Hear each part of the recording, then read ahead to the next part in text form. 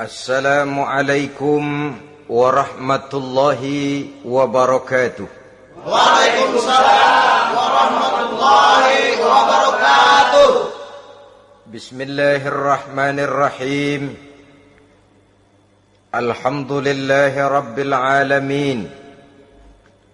Wassalatu wassalamu ala ashrafil mursalin, imamil muttaqin, Sayyidil ghurril muhajjalin, wa ala alihi wa ashabihil mujahidin at-tahirin, amma ba'du. Saudara-saudara kaum muslimin rahimakumullah. Satu hari ketika seorang ulama besar bernama Al-Imam Al-Faqih Abu Lais tengah berjalan-jalan di dekat kota Basrah,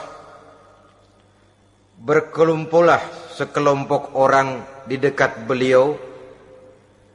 Mereka datang mengajukan satu pertanyaan. Imam, kami ingin bertanya. Di dalam Al-Quran itu Allah Subhanahu wa ta'ala menjelaskan, Ud'uni astajib lakum. Berdoalah kepadaku, aku akan jawab doamu. Mintalah kepadaku, aku kabulkan permintaanmu. Itu dan begitu janji Allah di dalam Al-Quran. Kami, kata orang-orang tadi, sudah lama berdoa kepada Allah.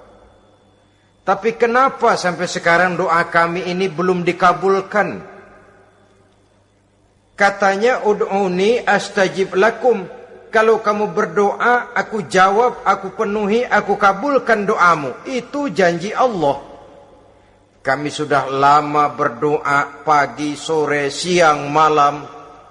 Nyatanya sampai sekarang doa kami belum dikabulkan. Ini bagaimana? Apa ayat Quran salah? Apa Tuhan lagi lempengan gak denger?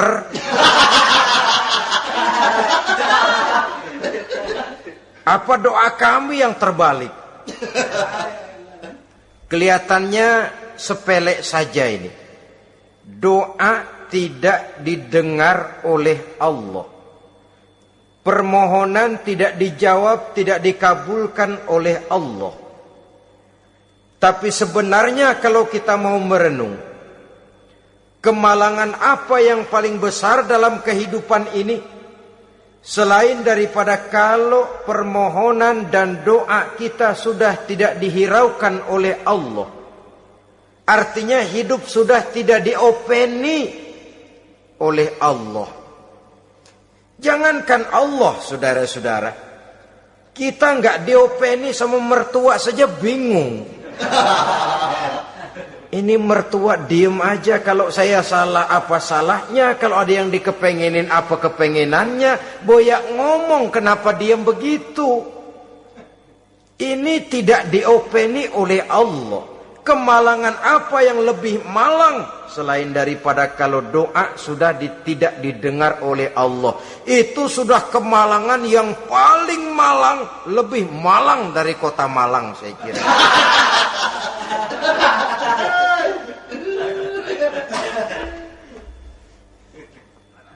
Menghadapi pertanyaan ini, Imam Al-Faqih Abu Lais senyum.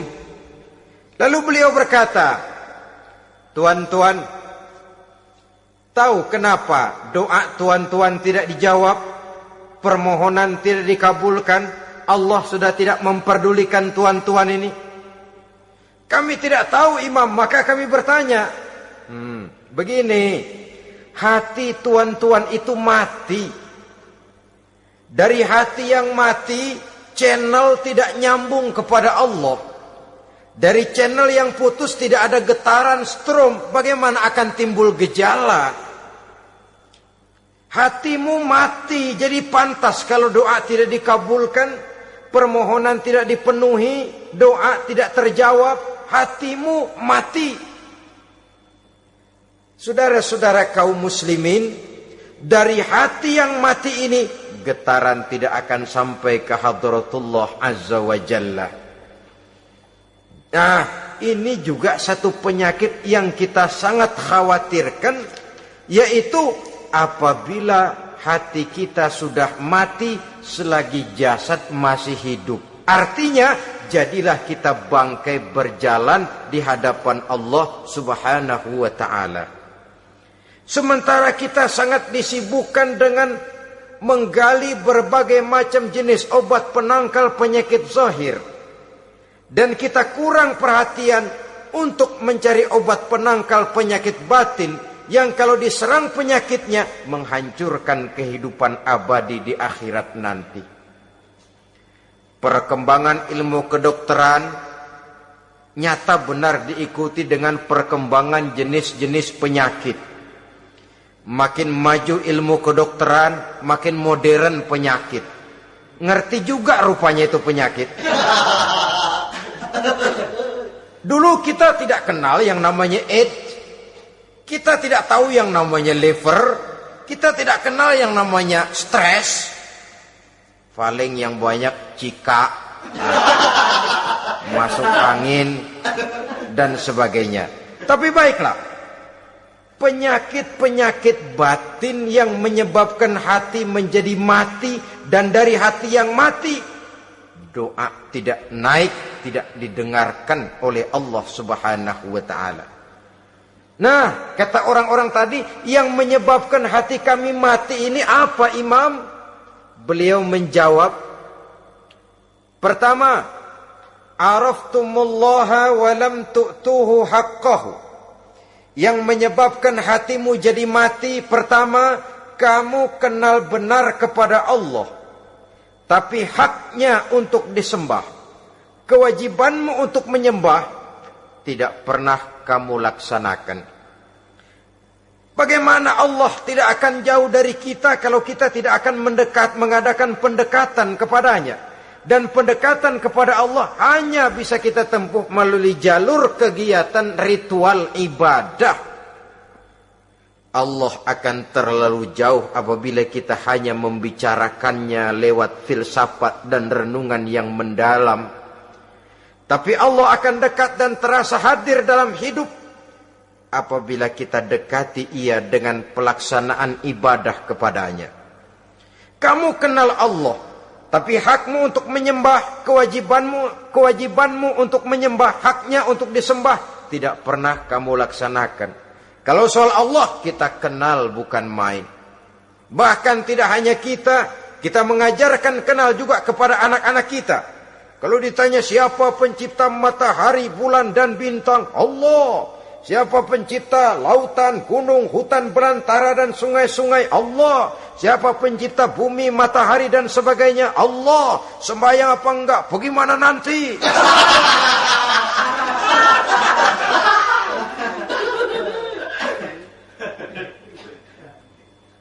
Tanpa pendekatan, Allah akan jauh. Apabila Allah jauh, maka doa tidak akan didengarkan olehnya. Oleh sebab itu, logika mengajarkan kepada kita, berpayahlah dulu, wa mal ladzatu illa ba'da ta'ab, inna ma'al usri yusra. Di balik kesulitan menunggu kemudahan. Nikmat baru akan terasa, kelezatan hidup baru akan terasa setelah kita jerih payah banting tulang peras keringat.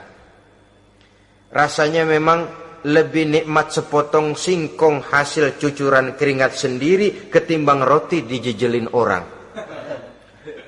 Ini berarti kita ingin mohon pertolongan kepada Allah, sementara dengan Allah sendiri kita jauh. Sama saja dalam kehidupan kita analoginya, saudara-saudara. Orang tidak kenal kepada saudara, tahu-tahu jauh dari saudara, tahu-tahu datang mau minjem duit. Apa kesan saudara? Enak aja, kenal enggak, dekat enggak, datang-datang mau minjem duit. Emang duit percetakan bapak lu?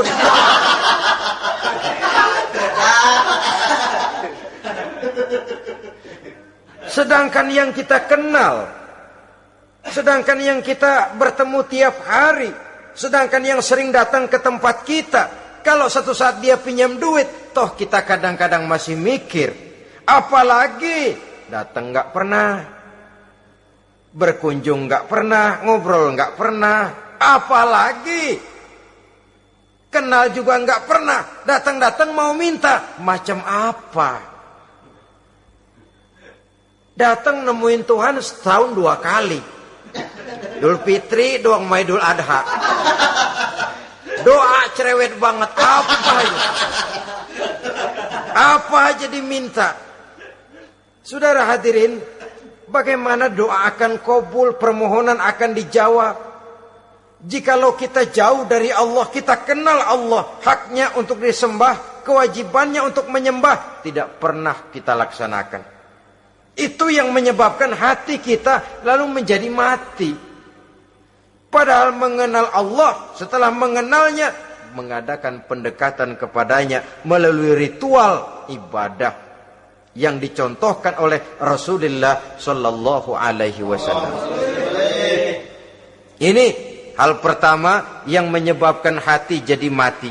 Kamu terlalu kenal Allah, tapi tidak pernah menyembah kepadanya. Sama aja orang kerja kagak, habis bulan mau minta gaji. Karena kita jitak kepalanya. Macam apa? Kerja enggak, tahu-tahu datang mau minta gaji. Kerja dulu yang baik, habis bulan baru. Enggak diminta pun memang sudah ada jatahnya. Ibadah dulu kita kepada Allah. Soal Allah memberikan karunia kepada kita, itu hak Allah. Apabila kita dekat dengannya, ibadah yang kita laksanakan benar, karunia itu akan datang kepada kita. Saudara-saudara, yang kedua yang menyebabkan hati jadi mati, qara'tumul Qur'an walam ta'malu bih. Kamu baca Al-Qur'an tapi ajarannya tidak pernah kamu amalkan. Kamu baca Quran tapi isinya kamu injak-injak. Sehingga ada peringatan dari Rasul Sallallahu Alaihi Wasallam. Beliau bersabda, "Iza azzamat ummatid dunya wa fi riwayatin dinaron wa dirhaman nuzi'at minha haibatul Islam. Wa iza turikatil amru bil ma'rufi wan nahyu 'anil munkari hurimat 'alaihim barakatul wahyi. Wa iza tasabat ummati saqatat min 'ainillah."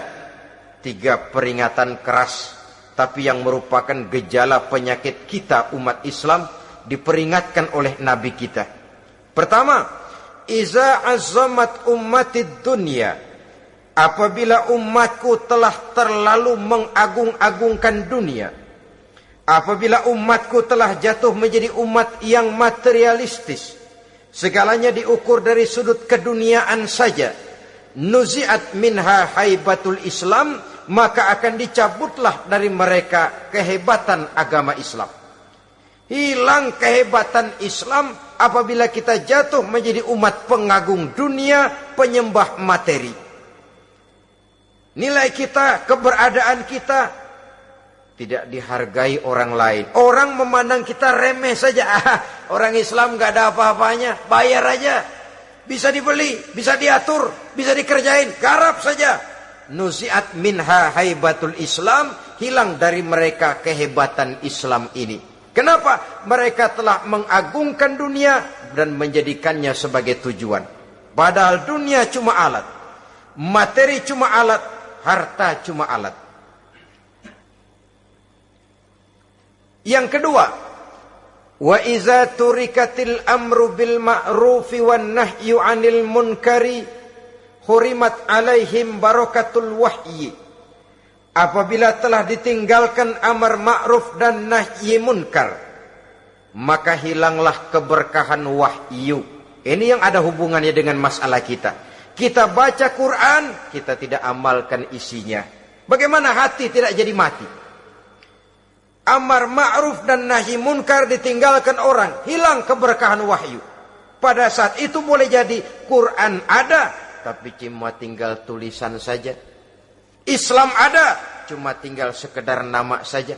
Diseminarkan, disimposiumkan, dimuktamarkan, tapi tidak dijabarkan dalam kehidupan sehari-hari.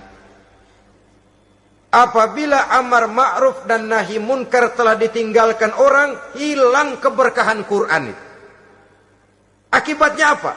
Apabila amar ma'ruf tidak lagi digalakkan orang, nahi munkar tidak dilaksanakan orang, lalu orang menilai sesuatu menurut seleranya sendiri. Mana yang ma'ruf, mana yang munkar, tidak ada lagi patokan utama. Kalau baik kata otaknya, dia kerjakan. Tidak baik menurut otaknya, dia tinggalkan. Agamanya adalah otak, berhalanya adalah akal. Akhirnya umat kehilangan pedoman. Tidak lagi jelas mana batas yang ma'ruf, mana batas yang munkar. Dalam kondisi sedemikian, akhirnya akan terjadi penjungkiran nilai. Paling celaka nantinya, yang ma'ruf malah dianggap munkar, yang munkar malah menjadi ma'ruf. Peringatan ketiga dari Nabi, wa iza tasabat ummati saqatat min ainillah. Apabila umatku sudah saling berbantahan, apabila umatku sudah saling caci memaki, saqatat min ainillah, jatuhlah mereka dalam pandangan Allah Subhanahu wa taala. Hilang wibawa umat yang sudah saling mencaci maki, saling menjatuhkan, saling gasak, gesek, gosok. Justru agama menganjurkan kita ini saling asah, asih, asuh. Kadang yang kita praktekkan, kita ini saling gasak. Yang kedua, saling gesek. Yang ketiga, saling gosok. Gasak, gesek, gosok. Kacau kita ini. Saling gasak, menjegal kawan seiring, menggunting dalam lipatan. Saling gosok, fitnah sana, fitnah sini. Saling gesek, sikut kiri, sikut kanan. Tidak peduli orang lain luka dan sebagainya. Yang penting dia bisa nangkring. Jatuh kita dalam pandangan Allah apabila umat sudah saling mencaci maki. Maka kita kembali kepada persoalan, hal kedua yang menyebabkan hati jadi mati, qara'tumul Qur'an walam ta'malu bih. Kita baca Al-Qur'an tapi ajarannya nyaris tidak kita amalkan di dalam kehidupan kita. Akibatnya hati lalu jadi mati. Itu yang kedua. Yang ketiga yang menyebabkan hati jadi mati dan doa tidak terjawab, idda'aitum annakum min ummati Muhammadin sallallahu alaihi wasallam wa lam ta'malu bi sunnatihi. Kamu mengaku, kamu memproklamirkan diri sebagai umatnya Nabi Muhammad, tapi sunnahnya tidak pernah kamu amalkan. Malahan perkembangan paling akhir, bukan saja tidak mau mengamalkan sunnah, malah mengingkari sunnah. Inna lillahi wa inna ilaihi raji'un. Oh, Nabi Muhammad itu manusia biasa seperti kita. Sebagai manusia dia bisa salah. Dan ternyata hadis banyak yang palsu. Yang otentik cuma Quran. Selebihnya adalah sejarah. Tidak ada itu sunnah. Langsung saja kepada Quran. Oh, hadis itu bukan sumber hukum. Oh, tidak perlu mengamalkan sunnah. Saudara-saudara kaum muslimin, mengaku kita umat Nabi, tapi sunnahnya kita campakkan, tidak kita amalkan. Setelah tidak kita amalkan, kita campakkan. Setelah kita campakkan, kita ingkari pula. Inna lillahi wa inna ilaihi raji'un. Bagaimana hati tidak jadi mati? Kalau siang malam kita memproklamirkan diri sebagai umat Nabi Muhammad, sementara sunnahnya kita campakkan, kita abaikan, dan kita ingkari dia, sunnah itu. Padahal, jikalau sekarang kita mengenal Islam, jikalau kita sekarang ngerti halal haram, tahu hak batil, bisa memilah dan memilih antara yang ma'ruf dengan yang munkar, itu utamanya adalah karena jasa Nabi Muhammad sallallahu alaihi wasallam. Yang dari generasi ke generasi dilanjutkan oleh para sahabat, oleh tabi'in, oleh tabi'in, terus oleh para ulama-ulama sampai kepada kita sekarang ini. Walaupun beliau hanya berfungsi sebagai penyampai, tapi kepribadiannya dijadikan model oleh Allah Subhanahu wa taala di dalam kita melaksanakan kehidupan beragama. Bahwa beliau manusia seperti kita, memang dalam arti unsur biologisnya ya manusia, punya darah, punya daging, punya hati, punya perasaan, bisa sedih, bisa gembira. Tetapi beliau itu termasuk basyarun la kal basyar, manusia yang tidak seperti manusia pada umumnya, punya spesifik, dan itu wajar sebagai seorang rasul pilihan Allah, apalagi merupakan rasul pilihan dari sekian puluh pilihan. Bahwa jamrud itu batu memang, tapi nilainya kan berbeda dengan batu kolar. Satu truk batu kolar dengan barangkali segenggam batu jamrud, nilainya tentu jauh lebih mahal batu jamrud. Kalau soal batunya, sama batunya, tapi nilainya berbeda karena esensinya berbeda. Kita manusia, Nabi Muhammad juga manusia, sama manusianya memang, tapi kualitasnya, nilainya tentu jauh panggang daripada api. Itu sebabnya Allah menjadikan beliau sebagai model. Laqad kana lakum fi rasulillahi uswatun hasanah. Di dalam diri Rasul itu terdapat contoh teladan yang sangat baik bagi kita. Oleh karenanya, pada pertemuan kali ini, apabila kita konsekuen mengaku umat Nabi Muhammad, marilah konsekuen juga menegakkan sunnahnya. 3. Yang keempat, yang menyebabkan hati jadi mati dan doa tidak terjawab, akaltum ni'mata rabbikum walam tashkurulah. Tiap hari kamu makan nikmat Tuhanmu, tapi kamu tidak pernah mau bersyukur kepadanya, kepada Allah Subhanahu wa ta'ala. Nikmat Tuhan kita doyan banget. Tidak pernah sehari dan sesaat pun terlepas diri dan hidup ini dari nikmat-nikmat yang diberikan Allah.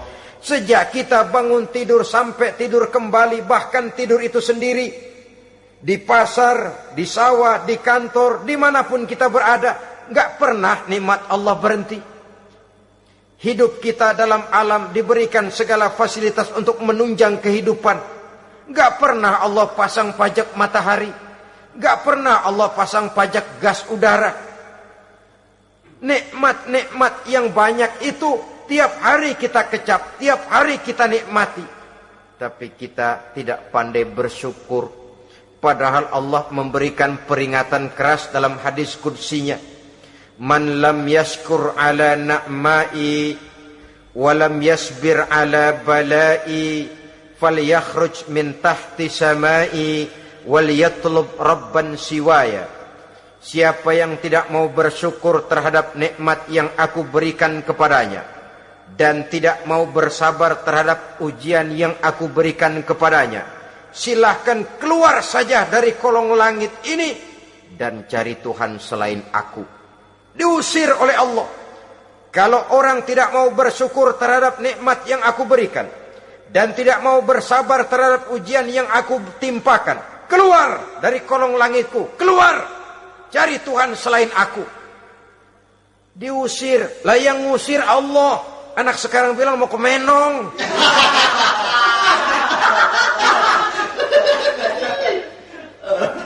Kalau diusir kita dari Jakarta, masih bisa pindah ke Bandung. Diusir kita dari Bandung, bisa pindah ke Jogja, Solo. Diusir kita dari Indonesia, bisa pindah ke Singapura, Malaysia. Diusir dari kolong langit, mau cari langit mana lagi? Kalau kau tidak mau mensyukuri nikmatku, tidak sabar terhadap ujian yang aku berikan kepadamu, keluar saja, keluar dari kolong langitku ini, cari Tuhan selain aku. Kalau istilah kita mah Tuhan, udah jengkel banget udah itu. Nikmatku, yang nikmat yang aku berikan kau makan, tapi kepadaku engkau tidak pernah mau bersyukur. Saudara-saudara kaum muslimin rahimakumullah, wajar. Kita dulunya tidak ada, sekarang ada, nikmat. Susunan biologis manusiawi kita demikian cantik, nikmat. Tinggal di bumi, fasilitas yang kita perlukan disediakan, tinggal kemampuan kita mengelolanya. Nikmat. Diberikan kita otak yang membedakan kita dengan binatang, nikmat. Diberikan kita agama, diutus para rasul untuk jadi model dalam kehidupan kita, nikmat. Kalau cara kita emang kurang apa sih? Apa yang kurang, hai manusia? Engkau tidak ada, aku adakan. Kalau aku perintahkan kau tinggal di bulan, mungkin kau tidak akan sanggup hidup. Begitu lahir juga kelepek-kelepek habis. Ya enggak ada HO2 toh di bulan. Mau ngisap apa? Aku perintahkan tinggal di permukaan bumi. Alamnya indah, fasilitas serba menunjang. Nikmati semuanya, semuanya untuk kamu, semuanya. Satu pintaku, syukuri nikmat yang aku berikan kepadamu. Ya bukan cuma syukur dalam ucapan, syukur dalam perbuatan. Banyak nikmat yang diterima, makin banyak dia sujud, makin banyak dia ruku, makin banyak dia mengadakan pendekatan kepada Allah. Syukur dalam artian berupa tindakan dan perbuatan, mempergunakan nikmat sesuai dengan kehendak yang memberikan nikmat itu sendiri kepada kita. Saudara-saudara kaum muslimin rahimakumullah. Ini penyakit yang keempat. Kamu makan nikmat Tuhanmu, tapi kamu tidak pernah pandai bersyukur kepadanya. Mensyukuri nikmat yang diberikan tadi. Bagaimana hati tidak jadi mati? Kita sibuk mempersolek jasmani, mencari obat penangkal penyakit zahir. Maka yang ramai di zaman sekarang, saudara lihat, salon, fitness, senam, macam-macam jenis. Tidak ada salahnya dan tidak ada jeleknya. Tapi kalau itu sampai melupakan kita kepada memperindah batin, memperbaiki jiwa, artinya bukankah kita perlahan tapi mempersiapkan diri menjadi bangkai berjalan di hadapan Allah. Dengan operasi plastik, yang pesek jadi mancung, yang sipit jadi belok, kulit keriput jadi kencang, pipi terlalu cekung bisa diatur. Saudara-saudara, tapi kalau hati yang rusak, jiwa yang rusak, kemana lagi kita akan berobat kalau bukan kepada agama? Maka hati itu jadi mati apabila kita selalu memakan nikmat Allah dan tidak pandai mensyukuri nikmat itu. Dari hati yang mati tidak akan ada getarannya. Oleh sebab itu doa tidak terjawab.